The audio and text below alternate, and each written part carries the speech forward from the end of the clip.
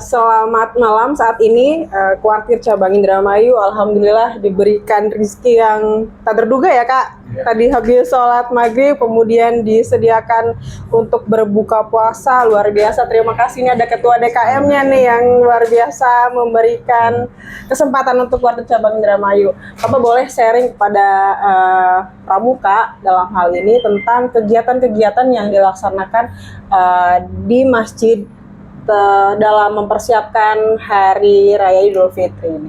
Ya, oke, terima kasih.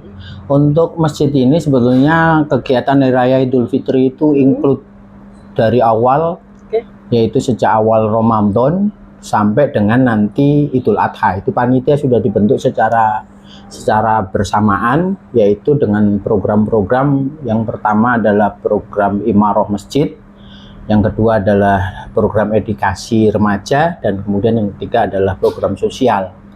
Imaroh Masjid kita buat kajian, yaitu kuliah asar, kuliah subuh, dan tadarus Al-Quran. Yang kita rubah cara tadarus Al-Qurannya dengan sistem tadarus Al-Quran terbimbing. Biasanya kan kalau di musola, masjid, dan di kampung-kampung itu orang tadarus sendiri, nggak ada yang nyimak. Kalau di sini tidak, berputar sekitar 50 orang, 30 orang, nanti ada yang baca, ada yang mengawasi, dan disimak. Sehingga nanti khatam ya bersama-sama. Ya. Sehingga itu yang kita maksud dengan tadarus terbimbing. Kemudian kita juga mengadakan kegiatan edukasi remaja.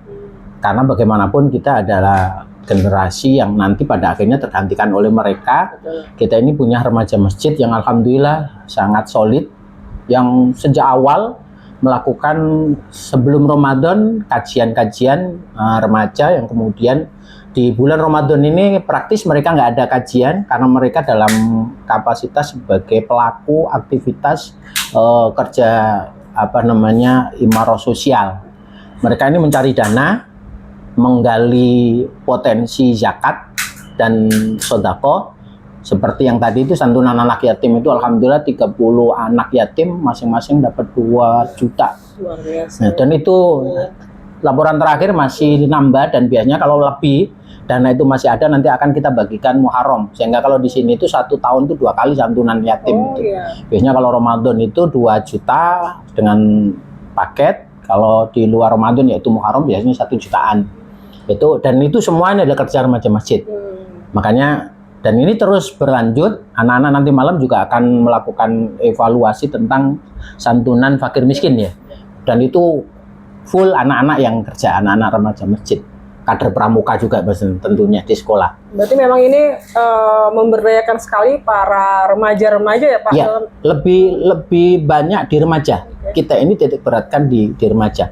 Dan itu nanti setelah Ramadan juga kita akan lanjutkan dengan kemah bakti remaja. Kemah bakti remaja akan ada kemah bakti remaja. Di remaja masjid itu tadi juga udah ngobrol sama Pak Kuwu, dan alhamdulillah Pak Kuwu PJ anak buahnya Pak Camat Ruri ini sangat antusias membantu. Insya Allah nanti itu akan ada kemah bakti yang dilaksanakan oleh remaja masjid, dan ini wakil bidang pendidikan dan kaderisasi Pak Upron. Tapi barangkali nanti dari kuartir cabang Indramayu juga diundang ya Pak? Ya, mestinya ya yang diundang dan memfasilitasi dan lain-lain. Amin. Luar biasa.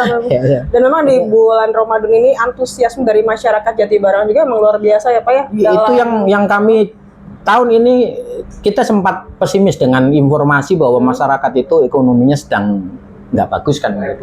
Usaha katanya masih sepi. Makanya anak-anak itu dalam pertemuan pertama kita bikin jangan down. Udah pokoknya masjid tidak target harus dapat berapa.